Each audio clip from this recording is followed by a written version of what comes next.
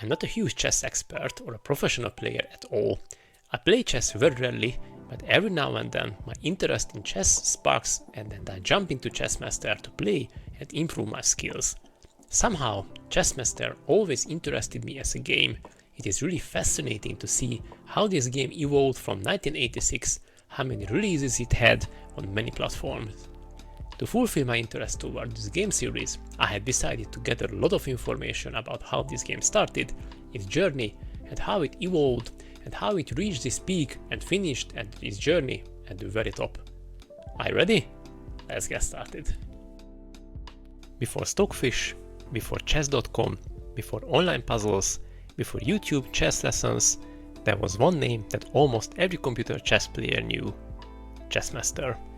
For more than 20 years, it wasn't simply a computer program, it was a chess teacher, a sparring partner, and a coach.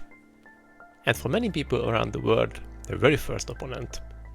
If you grew up during the late 80s or the 90s, there's a good chance you've seen one of those iconic Chessmaster boxes sitting on a shelf at the computer store.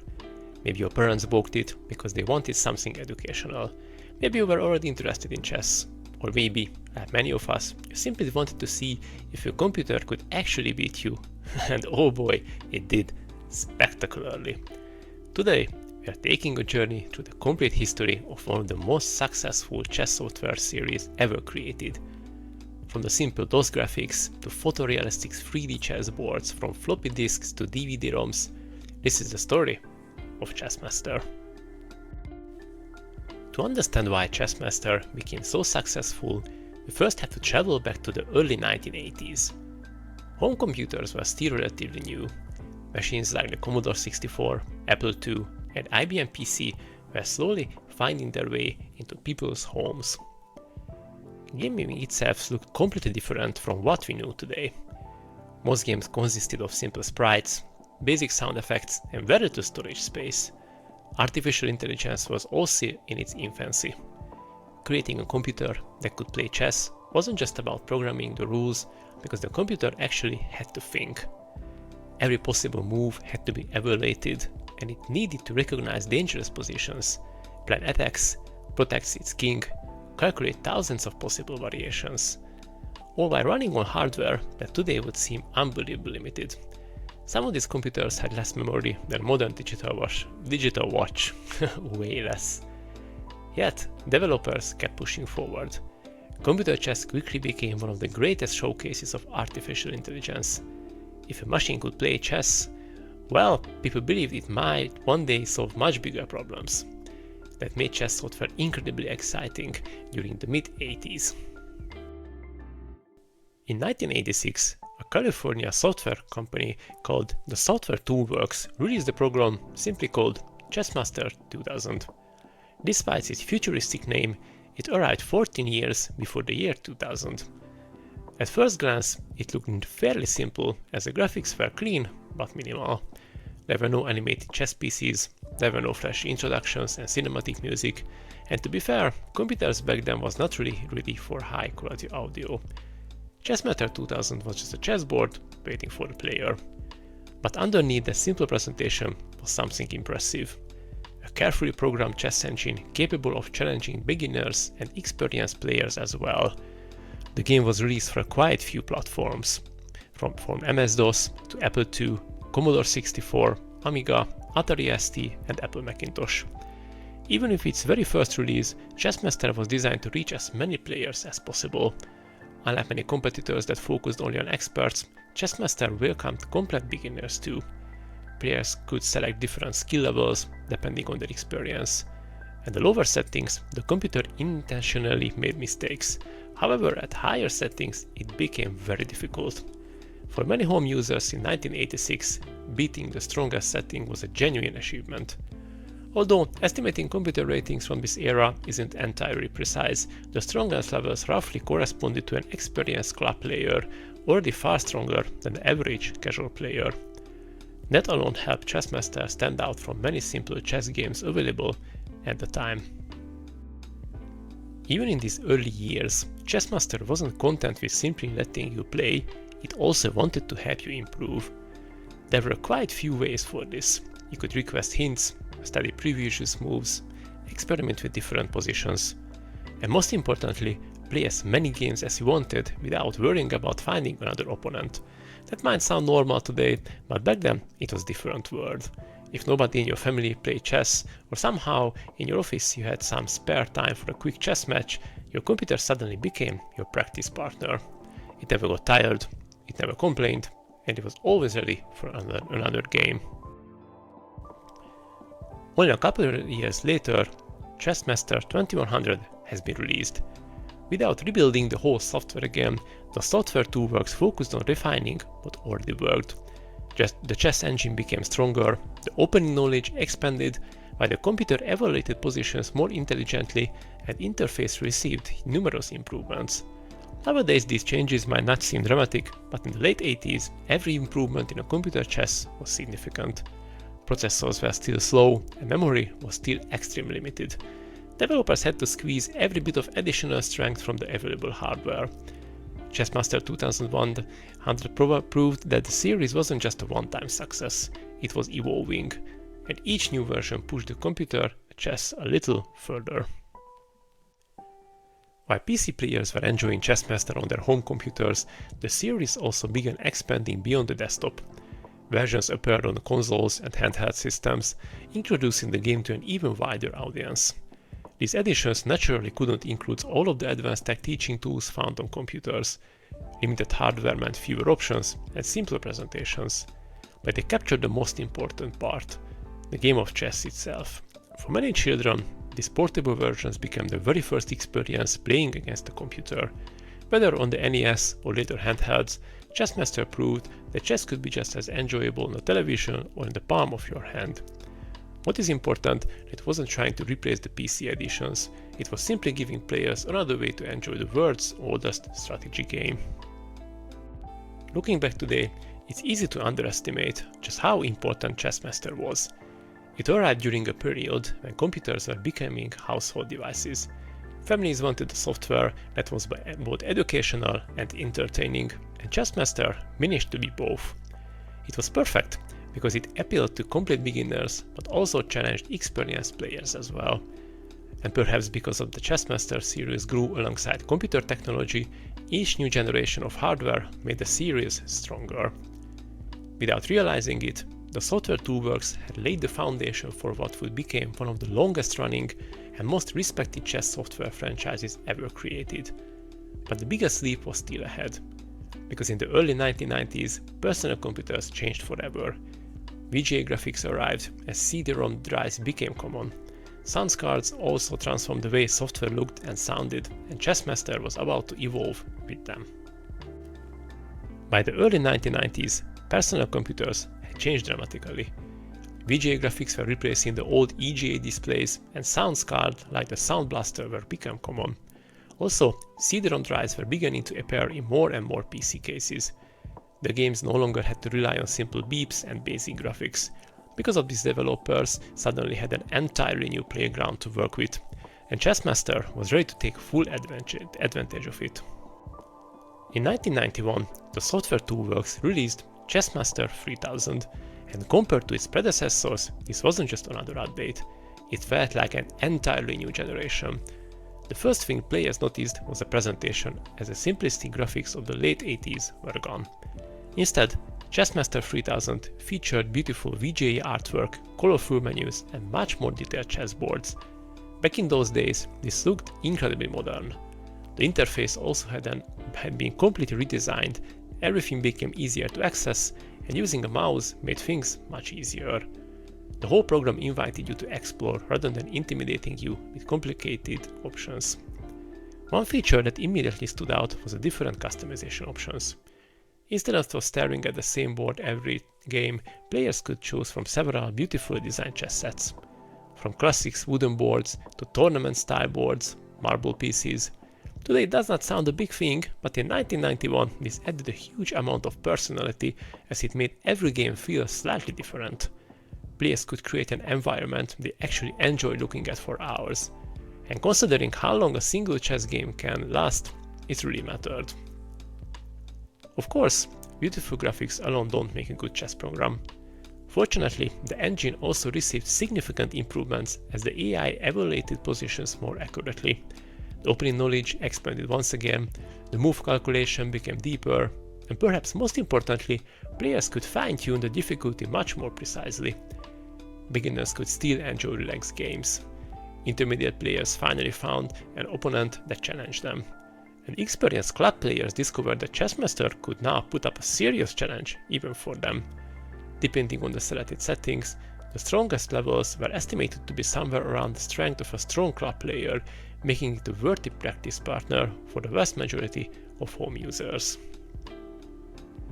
One reason Chessmaster continued to dominate the market was its focus on education. As many chess programs simply beat you, Chessmaster tried to teach you. The hints became more useful, players could take back moves and experiment with different ideas. Finished games could be replayed move by move. Opening variations became easier to study. And instead of simply accepting defeat, players could actually learn why they had lost. That educational philosophy would become one of the defining characteristics of the series for the next 15 years. Although still relatively simple compared to later releases, Chessmaster 3000 also experimented with different computer playing styles. Rather than every opponent feeling identical, different settings encouraged more aggressive or defensive play. Of course it wasn't perfect, but it made playing against the computer feel much more interesting than simply increasing the search depth every time. The software wasn't just becoming stronger, it was becoming more human. When it has been released, Chessmaster 3000 was extremely well received. Critics praised its presentation, accessibility, and polished interface, while players appreciated that it respected complete beginners while still offering enough challenge for experienced competitors. But most importantly, it felt professional. Owning Chessmaster 3000 felt less like owning a game and more like owning a serious piece of educational software. Many people who grew up with DOS gaming still remember this version as their introduction to computer chess. For them, this was Chessmaster. Only a year later, in 1992, the software toolworks returned with Chessmaster 4000 Turbo. At first glance, it looked very similar to Chessmaster 3000, but beneath the surface, there were numerous improvements. The engine became stronger once again, the opening library expanded considerably, the computer analyzed positions more efficiently. Players also gained access to larger collections of famous historical games, allowing them to study the greatest masters in chess history. For anyone interested in improving their own play, this was a valuable addition. Here, I had to stop for a minute and mention that, in my opinion, the name Turbo sounds a bit strange for a chess program, despite it suggests that under the hood a turbo has been installed on the engine, but still. Anyway, welcome guys to the CD-ROM era. The early 90s were also the beginning of multimedia computing. CD-ROM technology allowed developers to include far more content than ever before. Although floppy disk versions still existed, Chessmaster 4000 Turbo embraced this new era with higher quality music, which were possible because of the modern sound cards. Also, it represented more detailed graphics, additional educational content. While it may not have looked revolutionary compared to its predecessor, it refined nearly every aspect of the experience. One thing the software toolworks understood better than many competitors was that not everyone buying Chessmaster wanted to become a Grandmaster. Some players simply wanted to enjoy a quiet game after work, while others wanted to teach their children. While some players were complete beginners, and Chessmaster successfully catered to all of them. Its difficulty settings remained flexible, while the interface stayed approachable, and the software never felt intimidating. The balance between education and entertainment became one of the biggest reasons of the franchise's long-term success. Today, Chessmaster 3000 and 4000 Turbo may look dated. However, I think they have a special charm. Their VGA graphics belong to another era, and the MIDI music instantly transports many players back to the early 90s, which we still adore. These games represented something much bigger than improved visuals. They proved that chess software could be polished and also accessible and educational while being genuinely enjoyable to use. The foundation had now been firmly established. But during the second half of the 1990s, another technological revolution would arrive. Windows 95 changed the way people use their computers. CD-ROMs became standard, processors grew exponentially faster, and Chessmaster was about to become far more than just a chess game. It was about to become a complete chess academy. By the middle of the 1990s, the world of personal computers had changed dramatically. Windows 95 had arrived, replacing command lines with colorful desktop icons and a graphical interface that anyone could use. CD-ROM drives were becoming standard, and sound cards delivered crystal clear digital audio. Computers were now faster, more powerful, and much easier to use. For software developers, it was an exciting time. They were no longer limited by tiny floppy disks or slow processors. Chessmaster was about to benefit from every one of those technological improvements. In 1996, the Software Toolworks released Chessmaster 5000, and although the jump wasn't as visually dramatic as the leap from Chessmaster 2000 to 3000, this was arguably one of the most important releases in the entire series. The biggest difference wasn't immediately obvious, as it wasn't the graphics or the menus, it was the philosophy. Chessmaster was no longer trying to be simply the strongest computer opponent, it wanted to become your personal chess coach. The interface had been completely redesigned for Windows. Everything was easier to navigate, the buttons were larger, the menus were more intuitive. Dragging pieces with the mouse felt natural, like holding real chess pieces.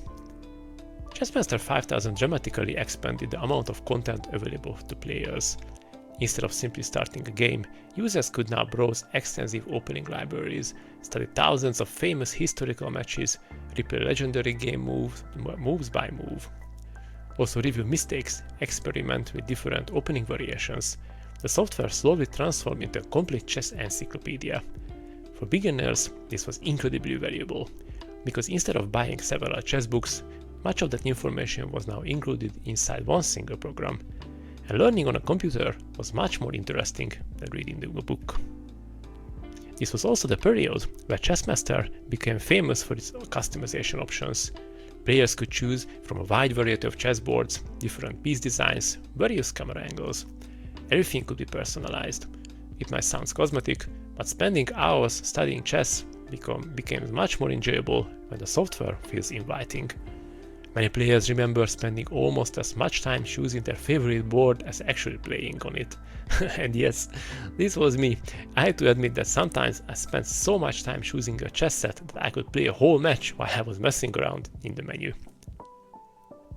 Naturally, as the PC hardware got better, the chess engine continued to evolve as well. Every new Chessmaster release searched deeper, while calculated more positions and recognized tactical patterns more efficiently, and of course it became increasingly difficult to defeat. For most casual players, the highest difficulty settings had already become almost impossible. What made Chessmaster special was that it never forced everyone to play at maximum strength. You could still lower difficulty and enjoy competitive games regardless of your skill level. Instead of humiliating beginners, Chessmaster adapted to them. Only a year later, in 1997, came Chessmaster 5500. Unlike some earlier releases, this wasn't a complete reinvention. Instead, it refined nearly every feature introduced in Chessmaster 5000. The chess engine became stronger once again, the opening database expanded, position analysis improved, the user interface became smoother and more polished. Performance also improved considerably on newer hardware. Players with faster Pentium processors noticed quicker move calculations and more responsive gameplay. This may not have been the most revolutionary release, but it was another important step forward. And perhaps more importantly, it showed that Chessmaster wasn't standing still while computer hardware rapidly advanced. In 1998 came what many longtime fans consider one of the defining releases of the franchise, Chessmaster 6000. By now, personal computers had entered the golden age of Windows gaming, and Chessmaster took full advantage of it. The interface looked cleaner than ever, the menus were beautifully organized. The animations became smoother, while the music and sound effects added atmosphere without becoming distracting. Everything just felt polished and professional, finished. If someone asked you to imagine premium educational software from the late 1990s, Chessmaster 6000 would be a perfect example. What truly separated this version from many competitors was its educational focus. Instead of simply telling you whether a move was good or bad, it began helping you understand why. And this is a very important step, as the program felt like a real chess coach. The program also analyzed completed games and highlighted mistakes, suggested stronger alternatives, and encouraged players to think rather than memorize. This wasn't simply a chess engine anymore. It behaved much more like an experienced coach sitting next to you. For many players, this became the software that genuinely improved their chess skills. One aspect I really admire about Chessmaster is that every release respected players of all skill levels. Whether you had just learned how the piece moved or had years of tournament experience, there was always an appropriate challenge waiting for you. Lower difficulty settings intentionally made occasional mistakes, while higher settings calculated relentlessly. Few chess programs of the era balanced accessibility and strength as successfully as Chessmaster did. That flexibility became one of the reasons the series appealed to such a broad audience. Another important reason for Chessmaster's growing strength was the continued evolution of its famous chess engine, the King.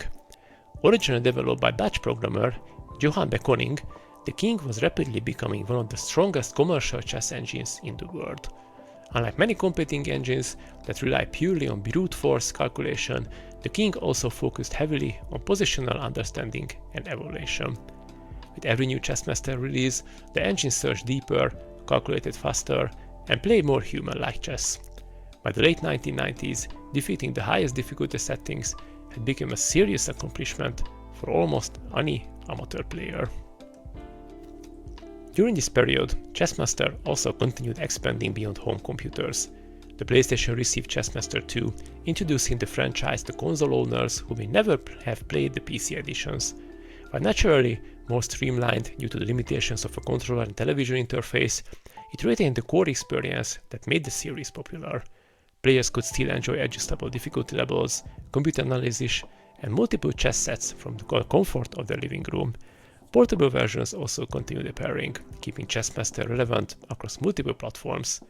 Although these editions lacked the extensive educational tools found on PC, they succeeded in bringing quality computer chess to an entirely new audience. When people think about the evolution of Chessmaster, it's easy to focus on graphics or stronger artificial intelligence. But I think the biggest change during the second half of the 1990s was something much more important. Chessmaster stopped trying to impress players. Instead, it started teaching them. Every release became less about simply winning a game of chess and more about helping you become a better player. That philosophy would soon reach its absolute peak, because in the early 2000s, Chessmaster wasn't just getting smarter, it was about to hire one of the world's greatest teachers. By the turn of the millennium, personal computers had become incredibly powerful compared to the machines that launched the original Chessmaster just over a decade earlier. Pentium 3 processors were becoming common, 3D graphics cards had transformed PC gaming, large hard drives meant developers no longer had to worry about running out of storage space, and the internet was slowly becoming part of everyday life. Chessmaster entered this new era stronger than ever. It was no longer simply competing with other chess games. It was competing to become the complete chess experience. Released in 1999, Chessmaster 7000 represented another major leap forward. Immediately, the presentation felt more modern. The menus were even more cleaner, everything was sharper, and the animations were even smoother. The 3D chessboards looked fantastic for their time and gave the software a much more premium feel. Players could rotate the camera, zoom in on beautifully modeled chess pieces, and choose from numerous visual themes. Some preferred traditional tournament boards, others enjoyed elegant marble design or richly textured wooden sets. These visual options weren't essential to learning chess, but they made spending hours with the software a genuine pleasure. Underneath those beautiful graphics was an even stronger version of the King chess engine. The move calculations became faster, and opening preparation became even deeper. The computer's positional understanding continued to improve. For experienced club players, Chessmaster was now becoming an opponent capable of exposing even small mistakes. Yet, beginners were never forgotten. Difficulty still be adjusted across the wide range of skill levels. Whether you were learning how each piece moved or preparing for tournament play, Chessmaster could meet you at your own level. That adaptability remained one of the series' greatest strengths. Chessmaster 7000 also expanded its educational content. Opening databases continued to grow while the game analysis became sophisticated. Historical matches were included for study, and players could save the entire collection of games and revisit them whenever they wanted. The software encouraged curiosity. Instead of rushing into another game after defeat, it invited you to stop, review, and understand your mistakes. That learning first philosophy would soon become even more important. Only 1 year later, Chessmaster continued its steady evolution with Chessmaster 8000. Rather than completely redesigning the software, this release focused on refining almost every aspect of the experience. The graphics became cleaner, the interface more intuitive, the engine even stronger. Large opening databases continued to expand, position analysis became more accurate, and overall performance improved significantly on newer hardware. At this point, the improvements between releases were becoming less about dramatic new features and more about polishing an already outstanding product. Chessmaster had reached a level of maturity where every new version simply made an excellent program even better. Around this period, an important change happened behind the scenes. The software toolworks had already gone through several corporate changes, eventually becoming part of the Learning Company.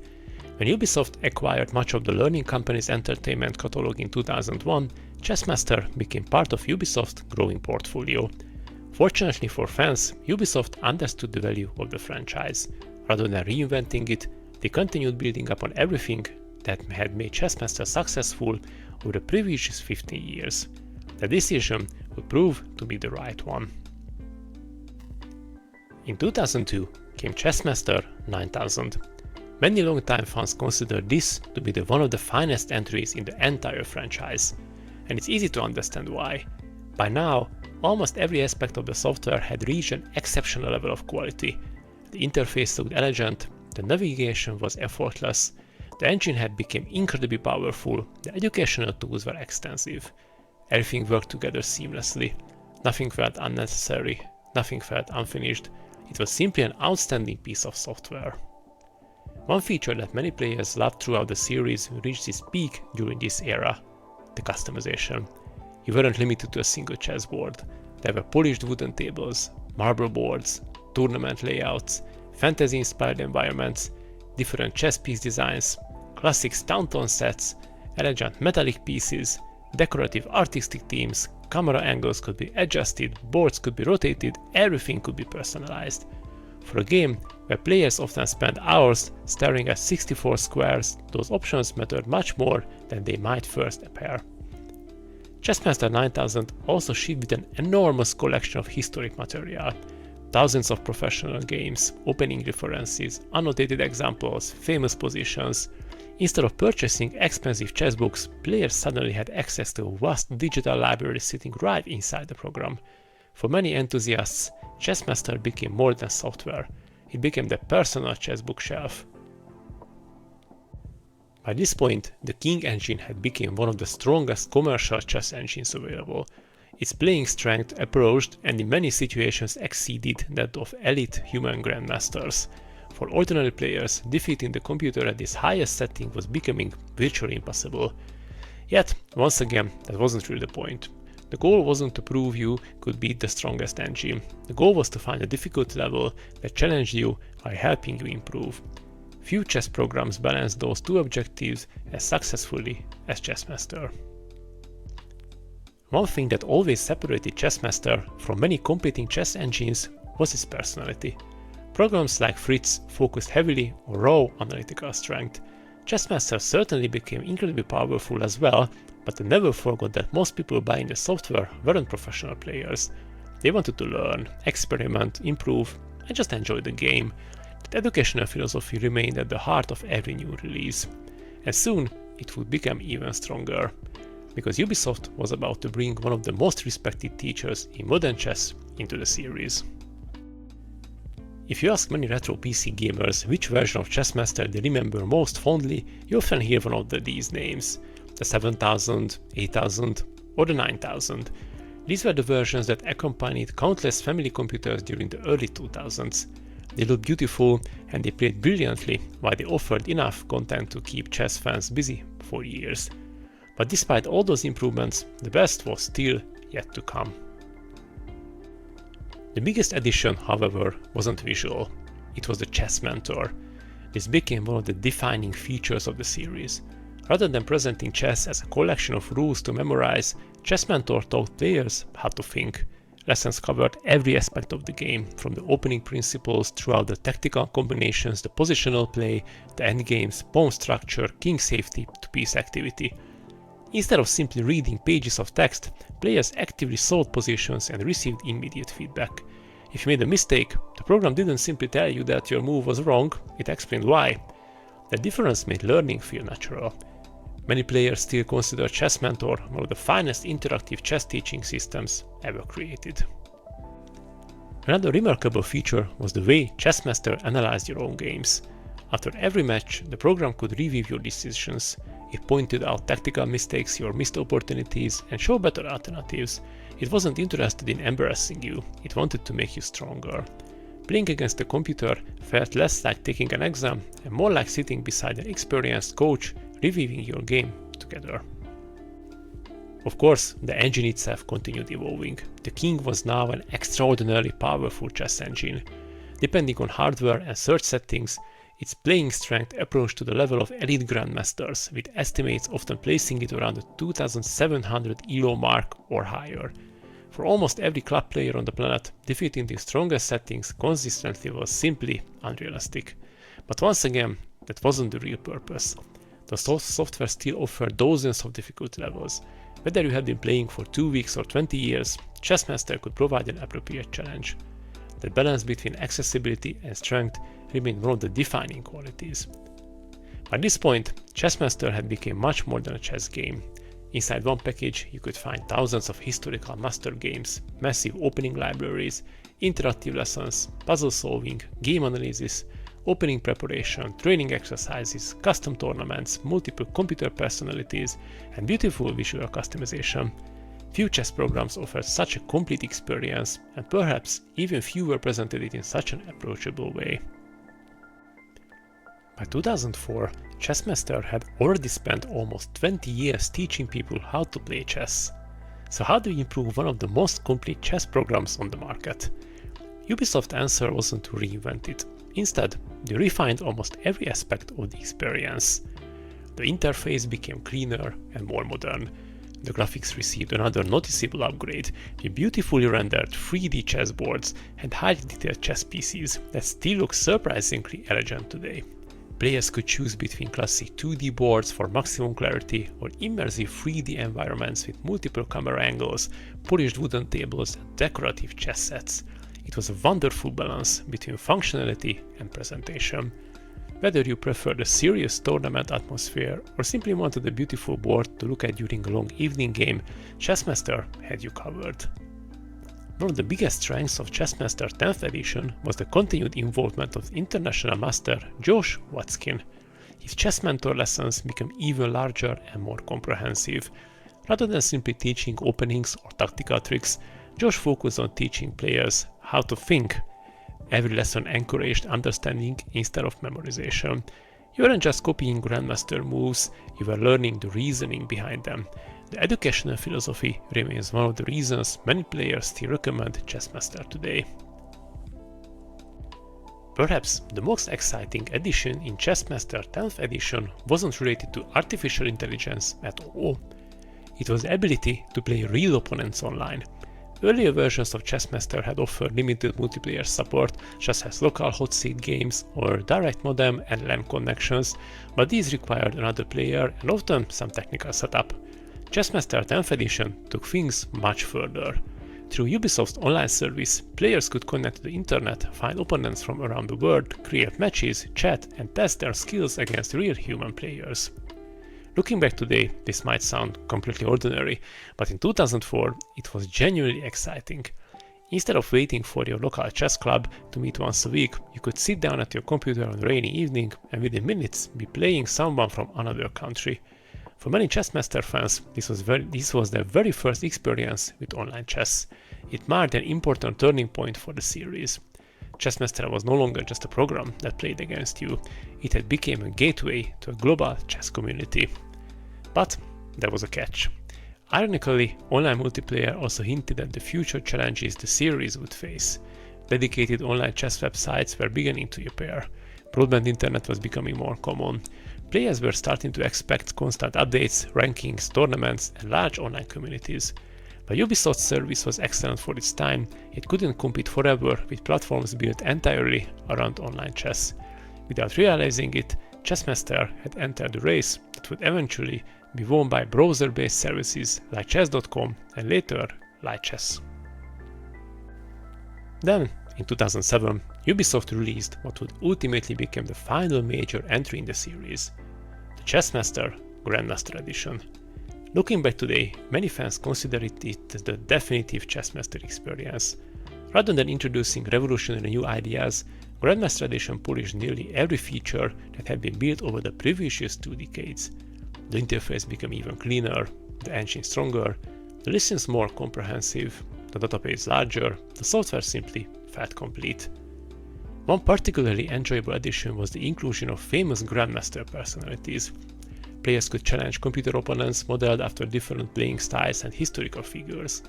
While naturally simplified compared to real human personalities, this feature gave the software extra character and variety. Instead of playing the same anonymous engine every time, it sometimes felt as though you were preparing to face a specific opponent. By 2007, Grandmaster Edition contained an astonishing amount of content, thousands upon thousands of professional games, extensive opening references, endgame studies, interactive tutorials, training courses, practice positions, analysis tools. It wasn't simply software anymore. It was an entire chess library on a single DVD. Many players spent years exploring everything it had to offer without ever feeling they had seen it all. Ironically, Grandmaster Edition represented both the highest point of the franchise and the beginning of its end. The software itself was outstanding. Critics praised its educational tools, players loved its depth, the engine remained highly competitive. Yet, the world around it had changed. Broadband internet was becoming commonplace. Online chess servers were exploding in popularity. People no longer needed to buy boxed software to find opponents. Free chess engines such as Stockfish would soon become stronger than any commercial alternatives. Websites like chess.com and later Lichess allowed anyone to play against thousands of opponents instantly. The market that Chessmaster had dominated for 2 decades was slowly disappearing. It's difficult to overstate just how polished Grandmaster Edition felt. This wasn't software that had been rushed out the door. It represented the culmination of more than 20 years of careful refinement. Every release had contributed something. Better graphics, smarter engines, larger databases, improved teaching, friendlier interfaces. By 2007, all those ideas had come together in one remarkably complete package. Many fans still install Grandmaster Edition today, not because it is the strongest chess engine anymore, but because it's still one of the most enjoyable ways to learn and play chess. That says everything about how well it was designed. After Grandmaster Edition launched in 2007, Ubisoft quietly stopped producing new Chessmaster games. There was never an official Chessmaster XII. No dramatic announcement, no grand farewell, the series simply faded away. And in many ways, that makes perfect sense. Developing a large commercial chess program had become increasingly difficult to justify. People expected free updates, online multiplayer, cloud databases, constant engine improvements. The traditional business model of selling one box chess program every few years no longer worked. Ubisoft shifted its focus elsewhere. And just like that, one of the gaming's longest running educational franchises quietly reached its final move. But did Chessmaster really disappear? In some ways, yes. There hasn't been a new Chessmaster in nearly 2 decades. But in another sense, its influence is everywhere. Modern chess software still uses many of the same ideas that Chessmaster helped popularize. Interactive lessons, computer analysis, training puzzles, opening preparation, difficulty adjustments, personalized coaching. Today, we almost take these features for granted. But Chessmaster had introduced millions of players to those concepts long before they become standard. It wasn't simply following trends, it was creating them. Revisiting Chessmaster today is a fascinating experience. Yes, the interfaces show the age, the graphics belong to another era, the 3D chessboards look wonderfully nostalgic, modern engines are unquestionably stronger, online services offer more convenience, and yet, there's something incredibly charming about launching one of these old programs. Everything is self-contained, no subscriptions, no accounts, no advertisements, no internet connection required.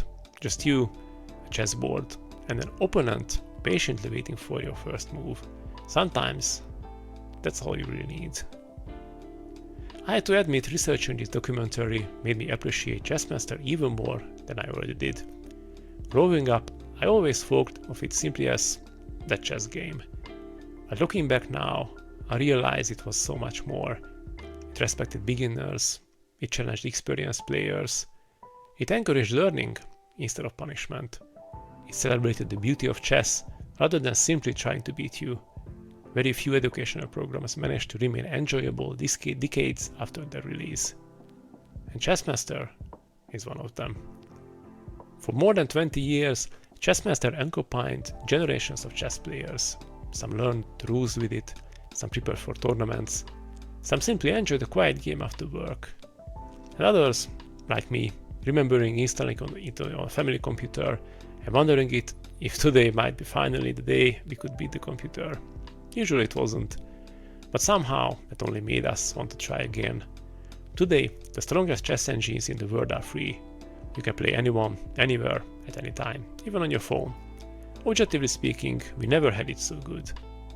But Chessmaster reminds us that strength isn't everything. Sometimes the best teacher isn't the one that always wins. It's the one that inspires you to keep learning. And that's exactly why, nearly 40 years after the very first Chessmaster was released, people still remember it with such affection. Not because it was the strongest, not because it had the most features, but because it made millions of people fall in love with chess. And that's a legacy very few games can claim.